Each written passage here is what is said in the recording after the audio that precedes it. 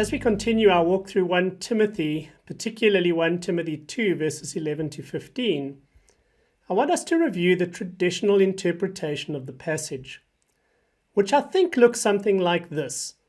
This is what you will get if you read the passage as a theological treatise expressing God's permanent framework for church leadership, with special reference to the roles of men and women. Now, before I unpack this line by line, I want to make a few comments about it.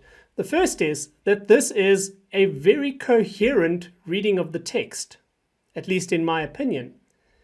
If we assume that Paul is writing a theological treatise, in other words, a non-contextual or acontextual description of God's design for church leadership with respect to the roles of men and women, then this is how we would most naturally read the text. This would be the most natural meaning of the words if they're not contextually constrained.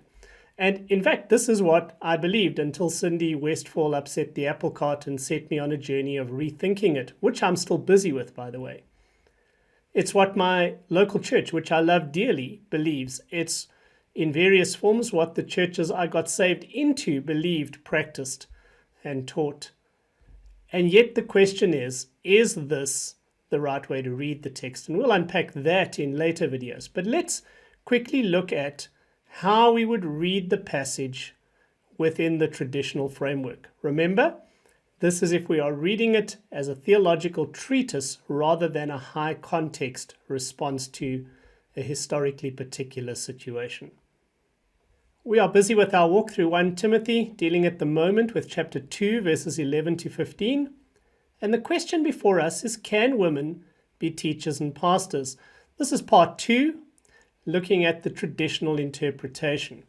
So essentially, there are 3 main points and 2 subpoints. Firstly, women may learn provided they do it submissively. This is based on verse 11.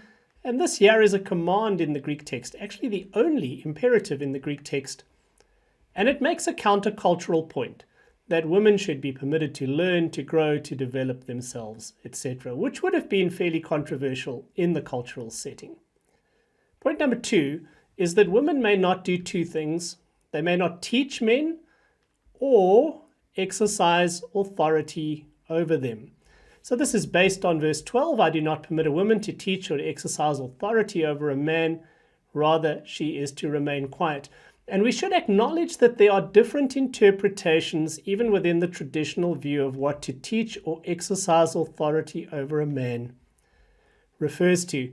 Many see the primary referent here as the exercise of authority, with teaching being an expression of exercising authority. In other words, authoritative teaching as presented by a formal office bearer of the church.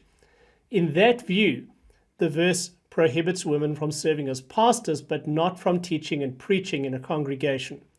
The alternative view is that it prohibits both being in a position of leadership and teaching and preaching in a congregation. Paul now moves to a 4 explanation. He's going to give something of the reasoning or the grounds for these guidelines. The first thing he says is in verse 13, Adam was formed first, then Eve. And this relates to why women should not exercise authority. They may not exercise authority because Adam was created first. And the inference is God created men to lead.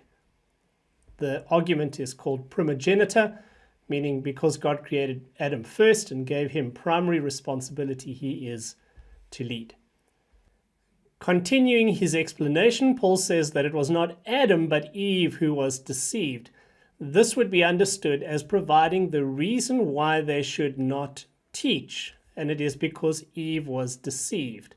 The inference drawn is that women are more easily deceived, more vulnerable to deception, and thus less well suited to the responsibilities of leadership and teaching in a form that's going to influence a congregation.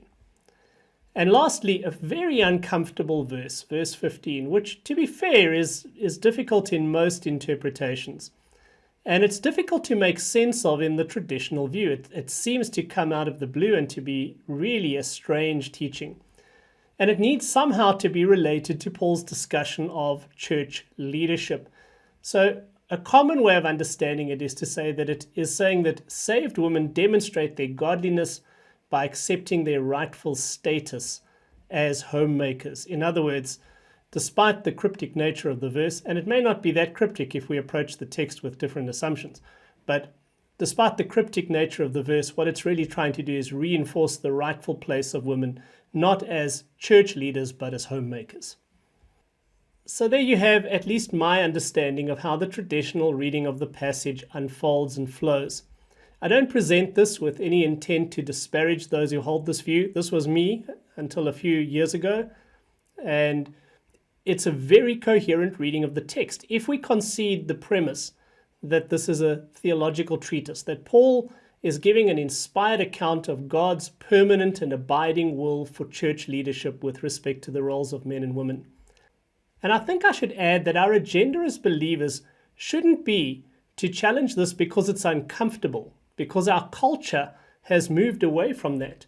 If this is God's will for church structure, we accept that. I don't have a problem with that.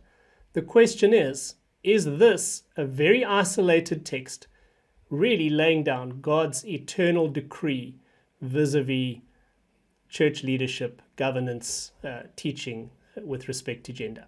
I hope that's helpful. If it is, consider giving it a like and subscribing. We're going to unpack this in more detail in a few videos to come. I'll see you then. Bye for now.